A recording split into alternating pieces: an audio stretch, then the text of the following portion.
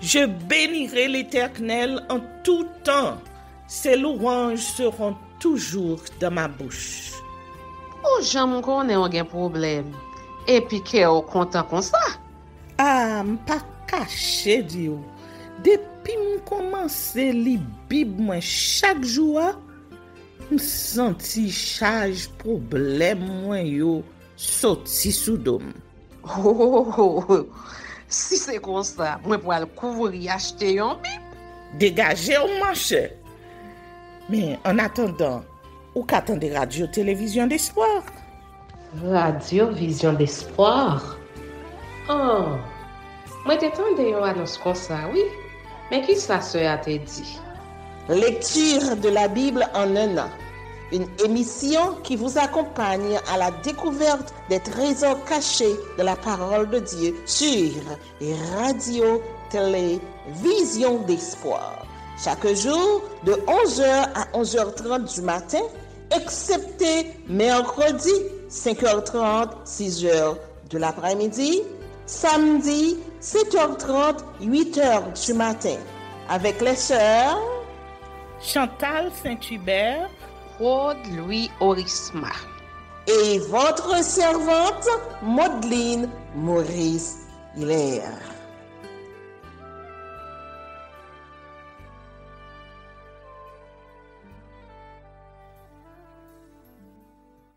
Saint-Esprit de Dieu, fais-nous la grâce de jouir de ta présence durant cette lecture qui enseigne, convainc, corrige, instruit et qui sauve. Au nom de Jésus. Amen.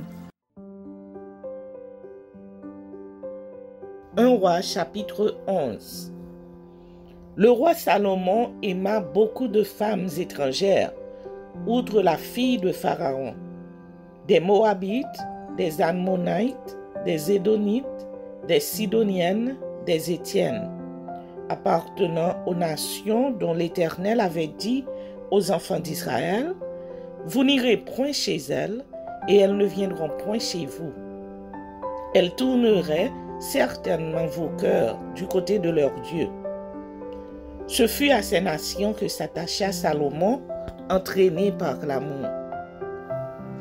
Il eut 700 princesses pour femmes et 300 concubines, et ces femmes détournèrent son cœur. À l'époque de la vieillesse de Salomon, ces femmes inclinèrent son cœur vers d'autres dieux, et son cœur ne fut point tout entier à l'Éternel, son Dieu, comme l'avait été le cœur de David, son père. Salomon alla après Astarté, divinité des Sidoniens, et après Milcom, l'abomination des Ammonites. Et Salomon fit ce qui est mal aux yeux de l'Éternel, et il ne suivit point pleinement l'Éternel comme David son père. Alors Salomon bâtit sur la montagne qui est en face de Jérusalem un haut lieu pour Kénosh, l'abomination de Moab, et pour Moloch, l'abomination des fils d'Ammon. Et il fit ainsi pour toutes ces femmes étrangères qui offraient des parfums et des sacrifices à leurs dieux. L'Éternel fut irrité contre Salomon parce qu'il avait détourné son cœur de l'Éternel, le Dieu d'Israël, qui lui était apparu 2 fois. Il lui avait à cet égard défendu d'aller après d'autres dieux, mais Salomon n'observa point les ordres de l'Éternel. Et l'Éternel dit à Salomon, « Puisque tu as agi de la sorte, et que tu n'as point observé mon alliance et mes lois que je t'avais prescrites, je déchirerai le royaume de dessus de toi, et je le donnerai à ton serviteur. Seulement, je ne le ferai point pendant ta vie, à cause de David, ton père. C'est de la main de ton fils que je l'arracherai. Je n'arracherai cependant pas tout le royaume, je laisserai une tribu à ton fils, à cause de David mon serviteur, et à cause de Jérusalem que j'ai choisi. » L'Éternel suscita un ennemi à Salomon, Hadad, l'Édonite, de la race royale d'Édom. Dans le temps où David bâtit Édom, Joab, chef de l'armée, étant monté pour enterrer les morts, tua tous les mâles qui étaient en Édom. Il y resta 6 mois avec tout Israël, jusqu'à ce qu'il en eût exterminé tous les mâles. Ce fut alors qu'Hadad prit la fuite avec des Zidonites, serviteurs de son père, pour se rendre en Égypte. Hadad était encore un jeune garçon. Partis de Madian, ils allèrent à Paran, prirent avec eux des hommes de Paran et arrivèrent en Égypte auprès de Pharaon, roi d'Égypte.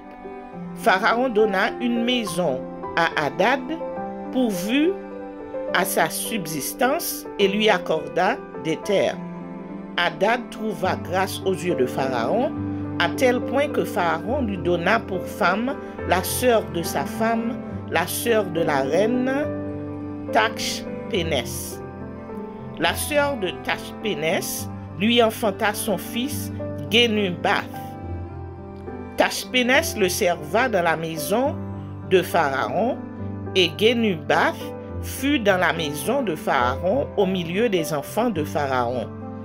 Lorsque Hadad apprit en Égypte que David était couché avec ses pères et que Joab, chef de l'armée, était mort, il dit à Pharaon, « Laisse-moi aller dans mon pays. » Et Pharaon lui dit, « Que te manque-t-il auprès de moi pour que tu désires aller dans ton pays? » Il répondit, « Rien, mais laisse-moi partir. » Dieu suscita un autre ennemi à Salomon, Rezon, fils d'Eliada, qui s'était enfui de chez son maître Hadadézer, roi de Soba.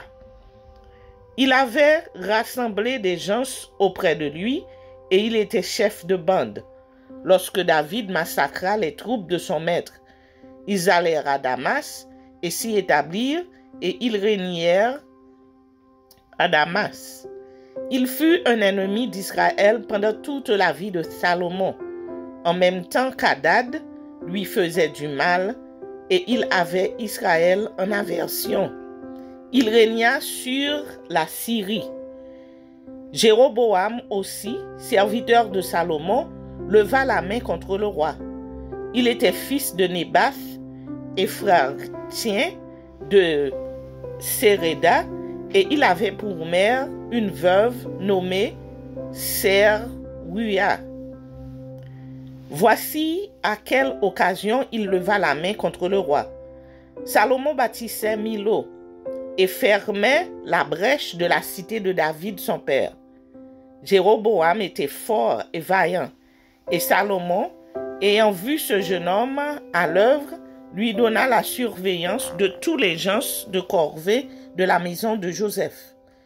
Dans ce temps-là, Jéroboam, étant sorti de Jérusalem, fut rencontré en chemin par le prophète Achija de Silo, revêtu d'un manteau neuf. Ils étaient tous deux seuls dans les champs. Achija saisit le manteau neuf qu'il avait sur lui, le déchira en 12 morceaux et dit à Jéroboam, « Prends pour toi 10 morceaux, car ainsi parle l'Éternel, le Dieu d'Israël. Voici, je vais arracher le royaume de la main de Salomon et je te donnerai 10 tribus. Mais il aura une tribu à cause de mon serviteur David et à cause de Jérusalem, la ville que j'ai choisie sur toutes les nations d'Israël.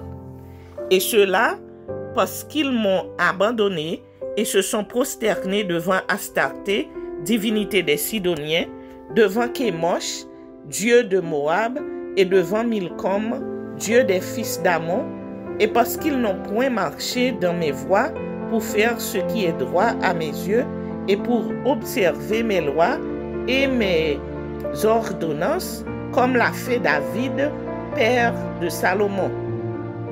Je n'ôterai pas de sa main tout le royaume, car je le maintiendrai prince tout le temps de sa vie, à cause de David, mon serviteur, que j'ai choisi et qui a observé mes commandements et mes lois. Mais J'ôterai le royaume de la main de son fils, et je t'en donnerai 10 tribus.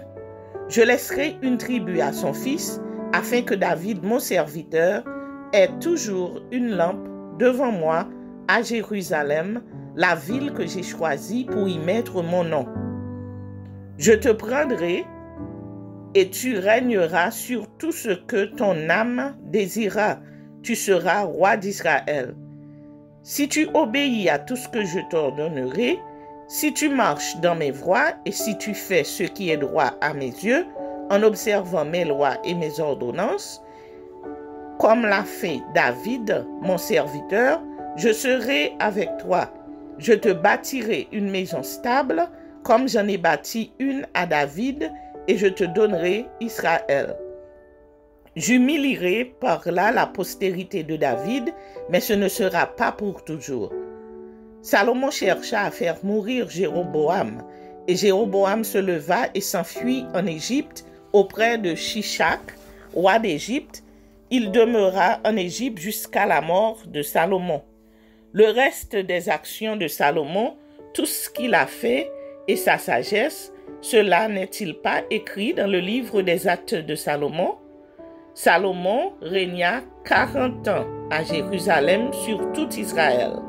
Puis Salomon se coucha avec ses pères et il fut enterré dans la ville de David, son père.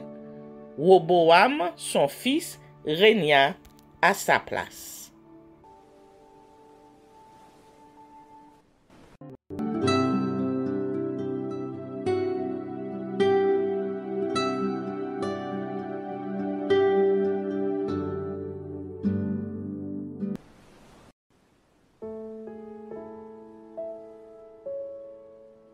Prophétie sur la destruction de Jérusalem et du temple. Jérémie chapitre 26. Au commencement du règne de Joachim, fils de Josias, roi de Juda, cette parole fut prononcée de la part de l'Éternel en ces mots. Ainsi parle l'Éternel, tiens-toi dans le parvis de la maison de l'Éternel, et dis à ceux qui de toutes les villes de Juda viennent se prosterner dans la maison de l'Éternel, toutes les paroles que je t'ordonne de leur dire, n'en retranche pas un mot. Peut-être écouteront-ils et reviendront-ils chacun de leur mauvaise voie. Alors je me repentirai du mal que j'avais pensé leur faire à cause de la méchanceté de leurs actions.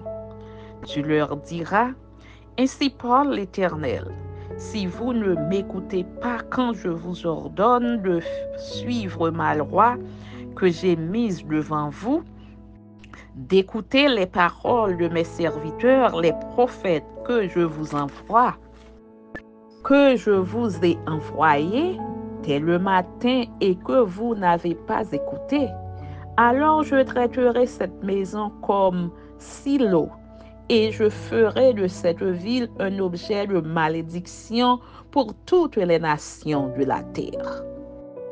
Jérémie en danger de mort. Les sacrificateurs, les prophètes et tout le peuple entendirent Jérémie prononcer ces paroles dans la maison de l'Éternel.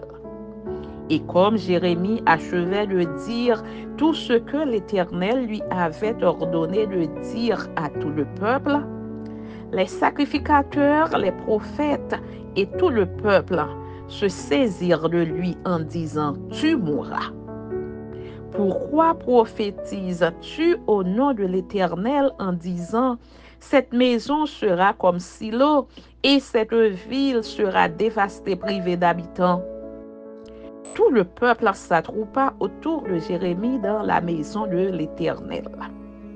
Lorsque les chefs de Juda eurent appris ces choses, ils montèrent de la maison du roi à la maison de l'Éternel et s'assirent à l'entrée de la porte neuve de la maison de l'Éternel. Alors les sacrificateurs et les prophètes parlèrent ainsi aux chefs et à tout le peuple. Cet homme mérite la mort, car il a prophétisé contre cette ville, comme vous l'avez entendu de vos oreilles. Jérémie dit à tous les chefs et à tout le peuple, l'Éternel m'a envoyé pour prophétiser contre cette maison et contre cette ville toutes les choses que vous avez entendues. Maintenant, réformez vos voies et vos œuvres.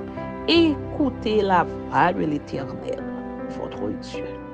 Et l'Éternel se repentira du mal qu'il a prononcé contre vous. Pour moi, me voici entre vos mains. Traitez-moi comme il vous semblera bon et juste. Seulement sachez que si vous me faites mourir, vous vous chargez du sang innocent, vous, cette ville et ses habitants, car l'Éternel m'a véritablement envoyé vers vous pour prononcer à vos oreilles toutes ces paroles. Les chefs et tout le peuple dirent aux sacrificateurs et aux prophètes, cet homme ne mérite point la mort, car c'est au nom de l'Éternel notre Dieu qu'il nous a parlé. Et quelques-uns des anciens du pays se levèrent et dirent à toute l'assemblée du peuple, Michée de Moréchette prophétisait du temps d'Ézéchias, roi de Juda, et il disait à tout le peuple de Juda, ainsi parle l'Éternel des armées, Sion sera labouré comme un champ. Jérusalem deviendra un monstre de pierre et la montagne de la maison une haute forêt. Ézéchias, roi de Juda, et tout Juda l'ont-ils fait mourir? Ézéchias ne craignit-il pas l'Éternel? N'implora-t-il pas l'Éternel? Alors l'Éternel se repentit du mal qu'il avait prononcé contre eux. Et nous chargerions notre âme d'un si grand crime. Il y eut aussi un homme qui prophétisait au nom de l'Éternel, Uri, fils de Shemaïa, de Kirjath-Jéarim. Il prophétisa contre cette ville et contre ce pays entièrement les mêmes choses que Jérémie. Le roi Joachim, tous ses vaillants hommes et tous ses chefs entendirent ces paroles, et le roi chercha à le faire mourir. Uri, qui en fut informé, eut peur, prit la fuite et alla en Égypte. Le roi Joachim envoya des gens en Égypte, Elnathan, fils d'Akbor, et des gens avec lui en Égypte. Ils firent sortir d'Égypte Uri et l'amenèrent au roi Joachim, qui le fit mourir par l'épée et jeta son cadavre sur les sépulcres des enfants du peuple. Cependant, la main d'Achikam, fils de Shaphan, fut avec Jérémie et empêcha qu'il ne fût livré au peuple pour être mis à mort. Amen.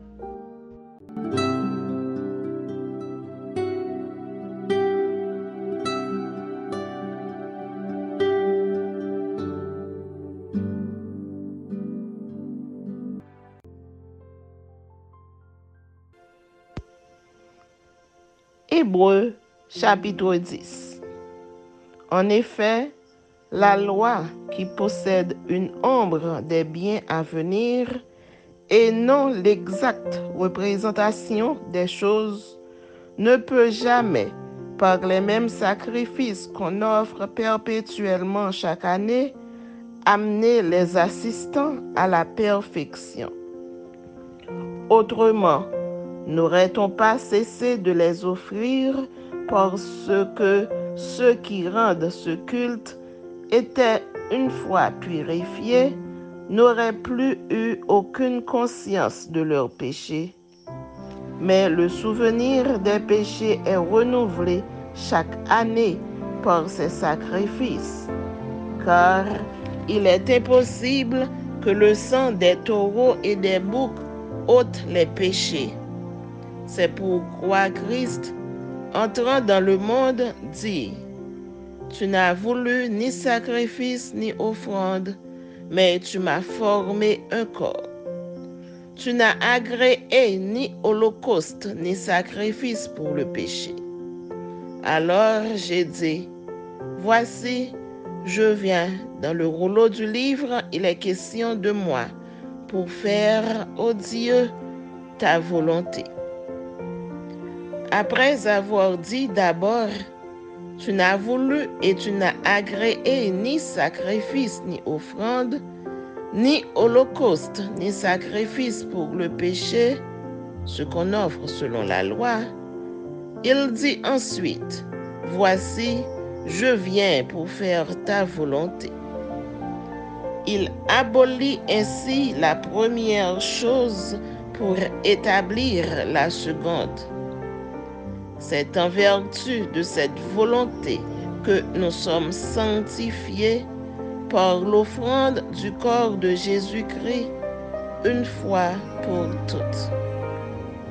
Et tandis que tout sacrificateur fait chaque jour le service et offre souvent les mêmes sacrifices qui ne peuvent jamais ôter les péchés, lui, après avoir offert un seul sacrifice pour les péchés, s'est assis pour toujours à la droite de Dieu, attendant désormais que ses ennemis soient devenus son marchepied. Car par une seule offrande, il a amené à la perfection pour toujours ceux qui sont sanctifiés. C'est ce que le Saint-Esprit nous atteste aussi, car après avoir dit, voici l'alliance que je ferai avec eux après ces jours-là, dit le Seigneur, je mettrai mes lois dans leur cœur et je les écrirai dans leur esprit. Il ajoute, et je ne me souviendrai plus de leurs péchés ni de leurs iniquités.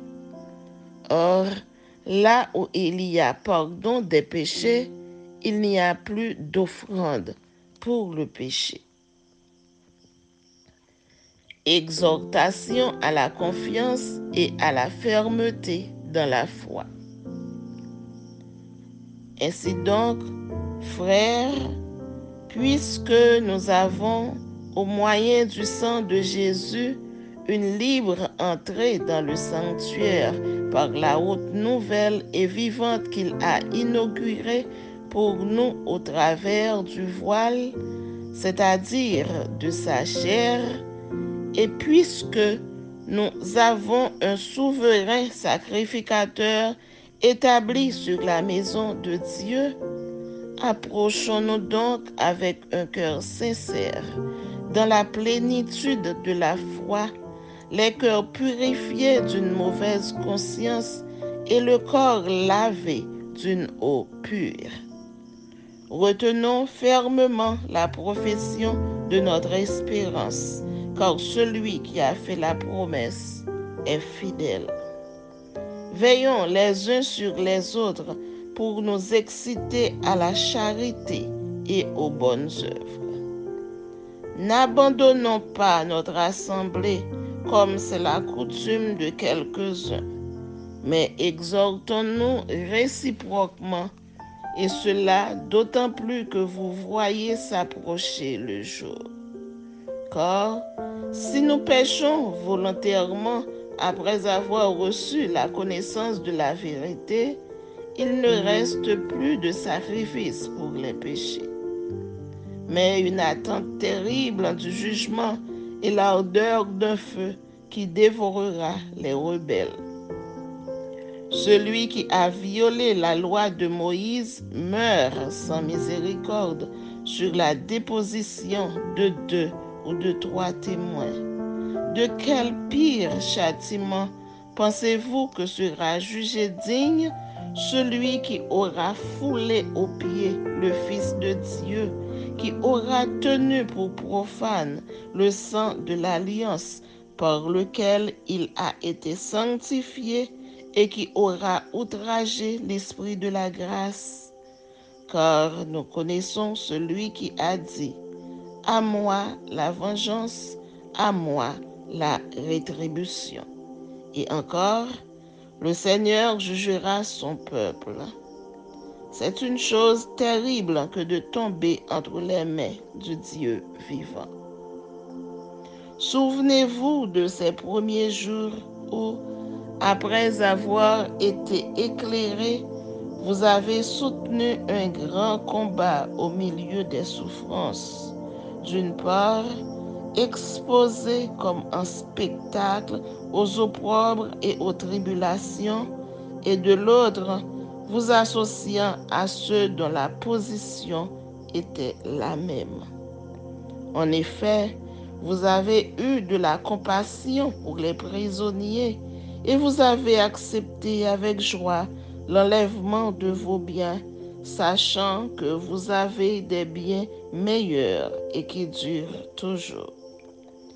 N'abandonnez donc pas votre assurance à laquelle est attachée une grande rémunération, car vous avez besoin de persévérance afin qu'après avoir accompli la volonté de Dieu, vous obteniez ce qui vous est promis. Encore un peu de temps. Celui qui doit venir viendra et il ne tardera pas. Et mon juste vivra par la foi. Mais s'il se retire, mon âme ne prend pas plaisir en lui. Non, nous ne sommes pas de ceux qui se retirent pour se perdre, mais de ceux qui ont la foi pour sauver leur âme.